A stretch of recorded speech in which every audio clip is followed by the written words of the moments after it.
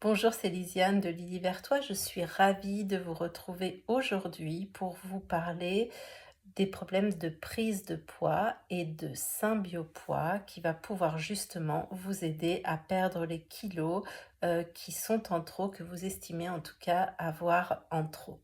Alors, aujourd'hui, on sait que la prise de poids concerne énormément de personnes, parfois de plus en plus jeunes. Alors, il y a les chiffres de l'INSERM qui le montrent, mais on peut aussi, tout simplement, l'observer et voir que ça touche, de plus en plus de personnes, voire même parfois, des enfants. Alors, quand on prend du poids, ben, évidemment, on ne se sent pas très bien, dans ses baskets. On va avoir une sensation de déprime. On va entamer, une lutte, contre soi-même pour essayer de se sortir, de ces compulsions alimentaires qu'on a, de ce comportement qui fait qu'on plonge la main dans le paquet de gâteaux, de chips, de bonbons, alors qu'on sait que c'est pas bon pour soi. Alors, hem les causes, de surpoids sont multiples. Je vais en citer quelques-unes, mais évidemment je risque d'en oublier.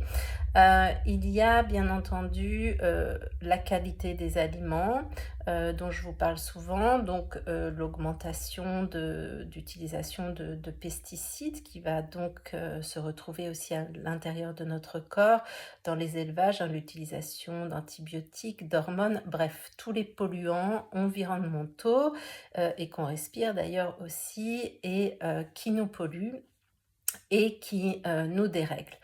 En dehors de ça, il y a aussi l'augmentation des portions, hein, dans l'assiette, qui ne correspondent pas du tout à l'activité, aux dépenses, physiques, de enfin d'aujourd'hui, puisqu'on a des activités, beaucoup plus sédentaires, intellectuelles que, physiques la plupart du temps. Donc, bien sûr, tout ça favorise, la prise de poids et puisqu'on parle de sédentarité, eh bien, on ne fait pas toujours, l'activité physique, le sport qui va, compenser cela. Alors, il peut aussi y avoir, la prise, d'antibiotiques ou de certains médicaments de manière répétée qui vont, comme l'excès de nourriture ou la mauvaise qualité de la nourriture, dérégler votre microbiote. La plupart du temps, vous faites aussi, en croyant bien manger, de mauvaises associations. Donc là aussi, ça va être important d'en parler et de régler, cela, de manière à ce que ça soit plus approprié et que ça favorise, votre perte de poids. Alors, bien sûr, quand on parle de perte de poids, on pense aux calories, qui sont d'ailleurs plutôt des kilocalories. Et qu'est-ce que c'est que les kilocalories? Bah, c'est ce qu'on va trouver dans les aliments et qui vont nous apporter l'énergie pour faire fonctionner correctement le métabolisme, c'est ce qui sert à, par exemple, faire battre, votre cœur, à bien digérer, d'accord? À activer tous les processus organiques à l'intérieur de nous. Mais, ne s'intéresser qu'aux kilocalories, ne sera pas suffisant. Il faut aussi s'intéresser aux nutriments et donc bien gérer ses repas de manière à faire tous les apports nutritionnels.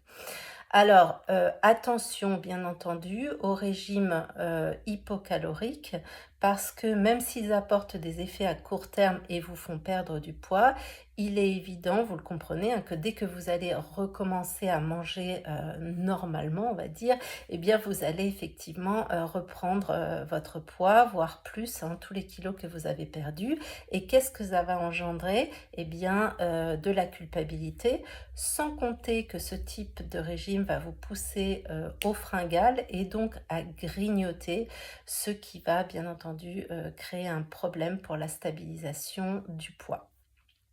Donc, voilà ici, encore une fois, en gros, poser les problèmes de prise de poids. Il y a bien d'autres raisons dont je vous parlerai plus tard en rendez-vous au cours de ou dans d'autres vidéos.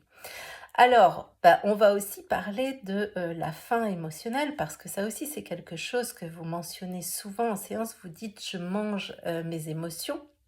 Et d'où est-ce que ça vient ça, manger ses émotions? Parce que parfois on ne l'identifie pas toujours. Pourquoi? Parce que, ça peut venir, de l'enfance, donc ça vient du passé, ça vient de son éducation, ça vient de certaines, croyances qu'on a et qui sont effectivement parfois ou souvent inconscientes. Alors dans l'éducation, hein, lorsque ça commence dans l'enfance, ben, on va avoir par exemple des phrases comme, «Tu dois terminer ton assiette». Donc des phrases comme ça s'ancre, très, très fort dans l'inconscient parce qu'on vous le répète souvent et même si vous l'oubliez au cours de votre vie adulte et bien voilà, ça va être un peu là, en fond dans votre esprit et vous allez, pendant des années, pourquoi pas toute votre vie si vous ne gérez pas cela, continuer à terminer votre assiette, même si le sentiment de satiété est là.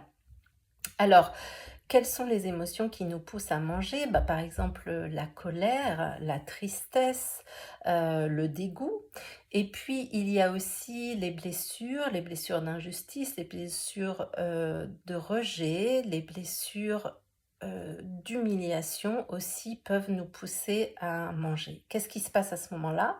Eh bien, il va y avoir un conflit, une lutte entre votre conscient et votre inconscient. Hein, c'est-à-dire, je sais que je ne dois pas manger ça, mais je ne peux pas, m'en empêcher. Encore une fois, c'est plus fort que vous, d'accord? Hem, mais n'oubliez pas que, ça peut vous sembler bizarre, pour autant cet inconscient, s'il met ses stratégies en place, c'est une stratégie, de survie pour vous.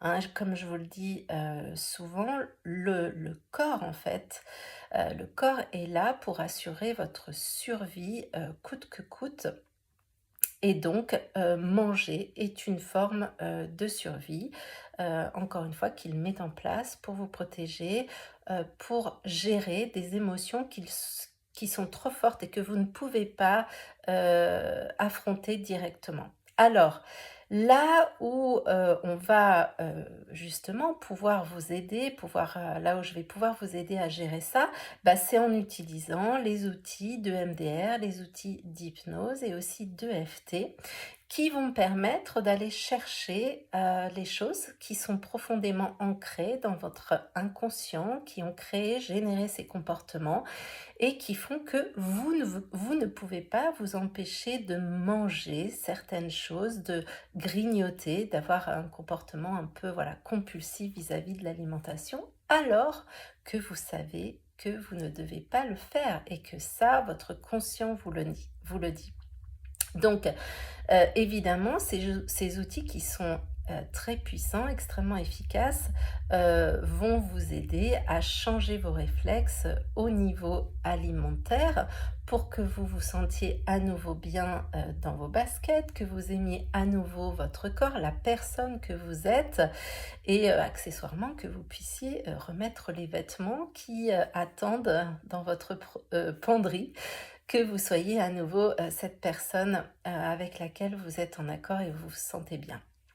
Alors vous allez me dire: «Et les irrigations du côlon dans tout ça?» Ben, les irrigations du côlon ne sont pas du tout, obligatoires dans ce processus, de rééquilibrage alimentaire pour perdre son poids, mais reste quand même, selon moi, en tout cas, je vous les conseille vivement. Tout simplement pourquoi? Parce que c'est un outil qui vous accompagne et dans les, déséquilibres alimentaires et les déséquilibres du microbiote eh bien, il va y avoir souvent des dérèglements, digestifs dont la constipation, fait partie, mais parfois l'accélération, du transit, les diarrhées, hein, aussi qui, sont elles aussi des dérèglements du microbiote et un motif pour venir faire des irrigations du côlon.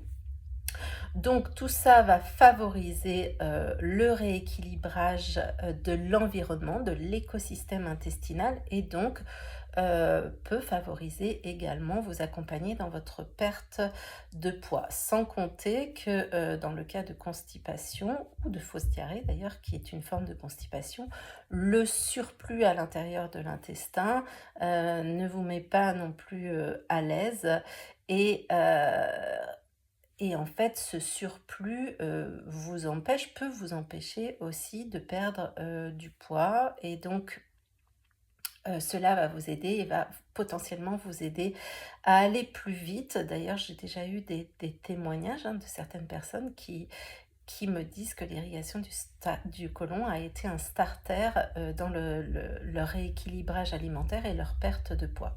Donc voilà tous les outils, à votre disposition, encore une fois, pour, vous aider à être celui ou celle que vous souhaitez être et simplement, ben, vous sentir bien, dans votre peau.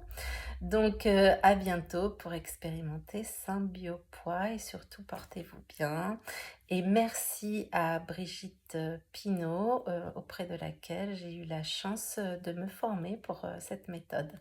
À bientôt en séance. Bye bye.